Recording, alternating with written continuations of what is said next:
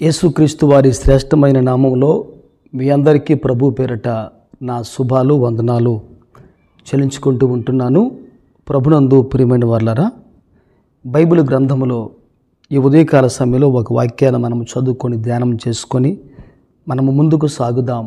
మన జీవితాల్లో దేవుడే తన కృపను కనికరణ చూపించి మన జీవితంలో దేవుడు సహాయము చేయనివ్వండి. ఆదికాండం 12వ అధ్యాయం 8వ వచన భాగం మనము చదువుకుందాం. ఈ 12:8లో మనము వాక్యాన్ని చూడగలిగితే, పడమటనున్న బేతేలునకును తూర్పునున్న హాయికిని మధ్యను గుడారము వేసి అక్కడ యెహోవాకు బలిపీఠమును కట్టి యెహోవా నామమున ప్రార్థన చేసెను అనే ఈ మాట మనము బైబిల్ గ్రంథంలో చూడగలుగుతూ ఉంటున్నాం.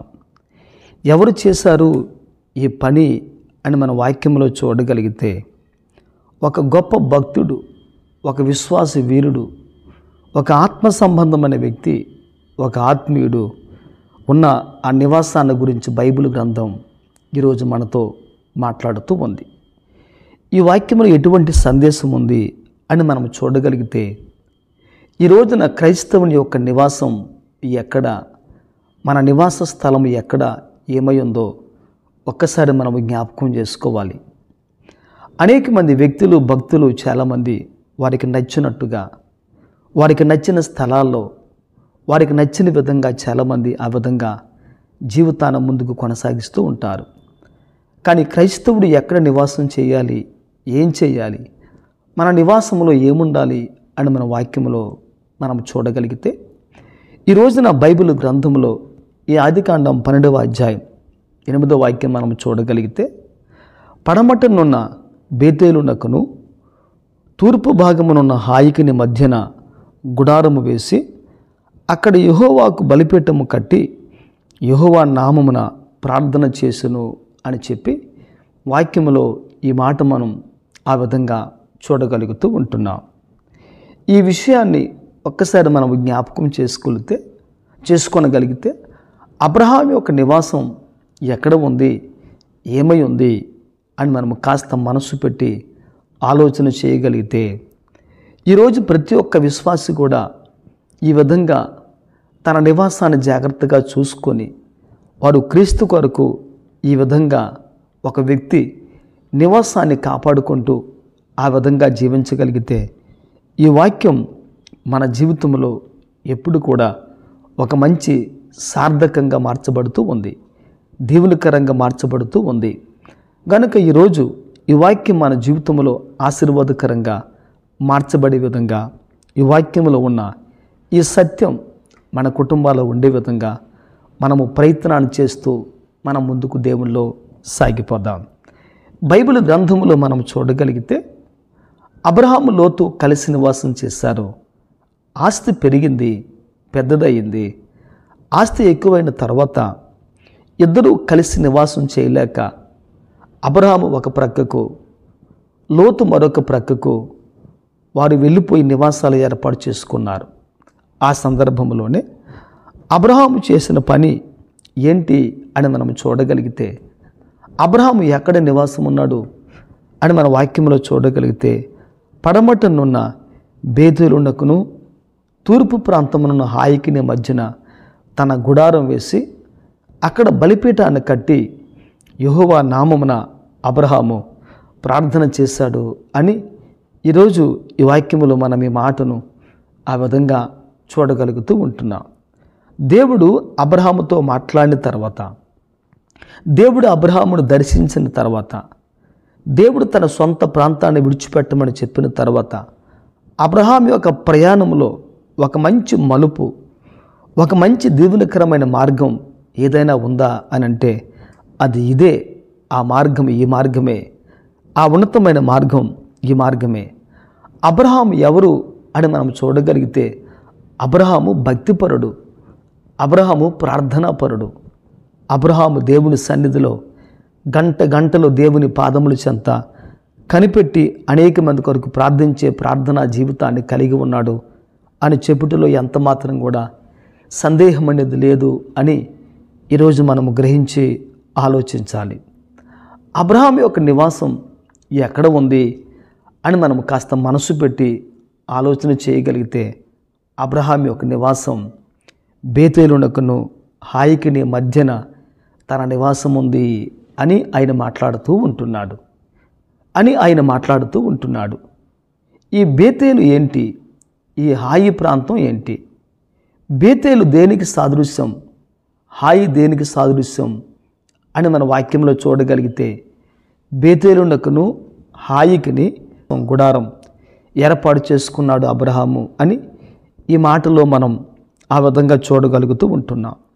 బేతేలు అనగా దేవుని ఇల్లు, దేవుని మందిరం, దేవుని నివాసము అని అర్థం. హాయి అనగా పాడు దెబ్బ, నాశనం, శపితమైన అని ఆ మాటకు అర్థం. అనగా పాడు దెబ్బ, శపితమైన ఆ పట్టణానికి దేవుని ఇల్లుగా పిలువబడే ఆ నివాసానికి మధ్యలో తన నివాసం ఉందని ఈరోజు దేవుని వాక్యం ఆ విధంగా సెలవిస్తూ ఉంది. అనగా ఒక్క మాటలో చెప్పాలంటే ఈ రోజున క్రైస్తవుడు ఆత్మ సంబంధంగా తన నివాసం ఎక్కడ ఏర్పాటు చేసుకోవాలి అని మన వాక్యంలో చూడగలిగితే బేతేలునకును హాయికిని మధ్యన ఈరోజు ఒక వ్యక్తి, ఒక క్రైస్తవుడి నివాసాన్ని ఆ విధంగా దేవుని కొరకు ఏర్పాటు చేసుకోవాలి అని వాక్యం సెలవిస్తూ ఉంది. అనగా బేతేలు అనగా దేవుని ఇల్లు, దేవుని మందిరం అనగా పరలోకం. రెండవది హాయి అనగా పాడు దెబ్బ, శపితమైన, నాశనం అని పిలువబడే ఈ లోకానికి సాదృశ్యంగా ఉంది. ఒక మాటలో చెప్పాలంటే పరలోకానికి ఈ లోకానికి మధ్యలో క్రైస్తవుడు తన నివాసాన్ని ఏర్పాటు చేసుకోవాలి అని వాక్యం ఆ విధంగా సెలవిస్తూ ఉంది. ఇంకా మీకు అర్థం కావాలంటే జీవము కలిగిన దేవుని సంఘం ఎక్కడ ఉంది అని మనం చూడగలిగితే లోకానికి పరలోకానికి మధ్యలో జీవము కలిగిన దేవుని సంఘం ఉంది. జీవము కలిగిన దేవుని ప్రజలు ఉన్నారు, దేవుని సహవాసం ఉంది, దేవుని సన్నిధి ఉంది. అదేవిధంగా ఒక క్రైస్తవ కుటుంబం ఎక్కడ జీవించాలి, ఏ విధంగా జీవించాలి అని మన వాక్యంలో చూడగలిగితే ఈ రోజున క్రైస్తవుడు పరలోకానికి లోకానికి మధ్యలో తన నివాసాన్ని ఏర్పాటు చేసుకోవాలి అని ఈరోజు వాక్యం ఆ విధంగా సెలవిస్తూ ఉంది. అనగా ఈ పరలోకానికి ఈ యొక్క భూలోకానికి మధ్యలో ఈ నివాసం ఏర్పాటు చేసుకునే మనుషుడు ఏం చేయాలి అని మీరు ఆలోచన చేసినట్లయితే ఈరోజు ఒక క్రైస్తవుడు, ఈరోజు ఒక ప్రభు బిడ్డ, ఈరోజు ఒక విశ్వాసి దేవునికి లోకానికి మధ్యలో ఉన్నాడు, పరలోకానికి లోకానికి మధ్యలో ఉన్నాడు.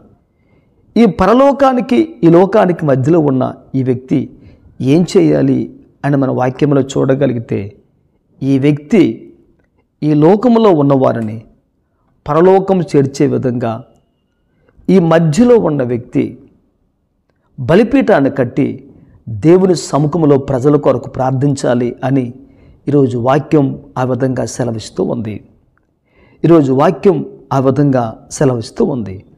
అనగా ఒక్క మాటలో చెప్పాలంటే క్రైస్తవుడు ప్రార్థనా జీవితాన్ని కలిగి ప్రార్థన ఆత్మను కలిగిన క్రైస్తవుడు ఎప్పుడు కూడా ఏం చేయాలంటే పరలోకము నింపబడే విధంగా, లోకములో ఉన్న ఆత్మలు కొల్లగొట్టబడే విధంగా, లోకములో ఉన్న ఆత్మలను ప్రభు కొరకు సంపాదించి సంపాదించిన ఈ ఆత్మలు ఈ వ్యక్తి ఈ ప్రార్థనా బలిపీఠము ద్వారా ఆ పరలోకంలో చేరే విధంగా ఒక వ్యక్తి ఎప్పుడైతే దేవుని కొరకు ప్రయాసపడి పాటుపడతాడో అప్పుడు మాత్రమే ప్రజలు రక్షించబడి, ప్రజలు మారు మనసు పొంది, రక్షణ పొంది, ప్రజలు మార్పు చెంది అవకాశం వారి జీవితంలో ఉంది. అనగా ఒక వ్యక్తి దేవుని కొరకు ఆ విధంగా ఈ లోకంలో ప్రభు కొరకు పనిచేసే వ్యక్తిగా ఉండాలి అని దేవుడు ఆ విధంగా ఆలోచన కలిగి ఉన్నాడు. ఈరోజు క్రైస్తవుడు ఈ లోకంలో ఎందుకు ఉన్నాడు అని మనం ఆలోచన చేసినట్లయితే ఈ రోజున క్రైస్తవుడు లోకము కొరకు ప్రార్థించేవాడుగా ఉండాలి, లోకాన్ని ప్రభు కొరకు సంపాదించేవాడుగా ఉండాలి, లోకము కొరకు కన్నీళ్లు కార్చేవారిగా ఉండాలి. దేవా, ఈ ప్రజలందరూ కూడా మీరు లోకాన్ని ప్రేమించారు ప్రభువా.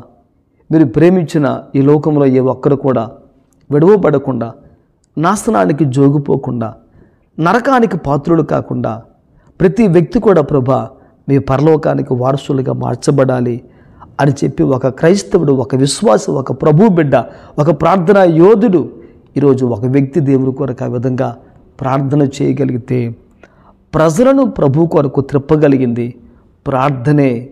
ఈ ప్రార్థనా బలిపీఠమే. ఒక వ్యక్తి ఈ రోజున ఆ విధంగా దేవుని కొరకు చేయగలిగితే ఆత్మలు సంపాదించబడతాయి. ఆత్మలు సంపాదించబడతాయి. పరలోకము దేవుని నూతన ఆత్మలతో నింపబడుతూ ఉంటుంది. కనుక ఈరోజు అబ్రహాము తన జీవితంలో అదే చేశాడు. ఆయన బేతేలునకును హాయికి మధ్యన తన నివాసం వేసుకొని, ఆ నివాసాన్ని ఏర్పాటు చేసుకొని ఒక బలిపీఠము కట్టి దేవుని నామములో ప్రార్థన చేయడం ప్రారంభించాడు. ఆ ప్రార్థన అనేక మందికి ఆశీర్వాదకరంగా మార్చబడింది. ఈ రోజున లోకములో ఉన్న క్రైస్తవుడు కూడా ఈరోజు అబ్రహాము వలె లోకములో ఉన్నవారి కొరకు పరలోకంలో చేరాలి అనే ఉద్దేశంతో ఒక వ్యక్తి భారము కలిగి, ప్రార్థనా జీవితాన్ని కలిగి ఇటువంటి ప్రార్థన చేయగలిగితే పరలోకం నూతన ఆత్మలతో నింపబడుతుంది.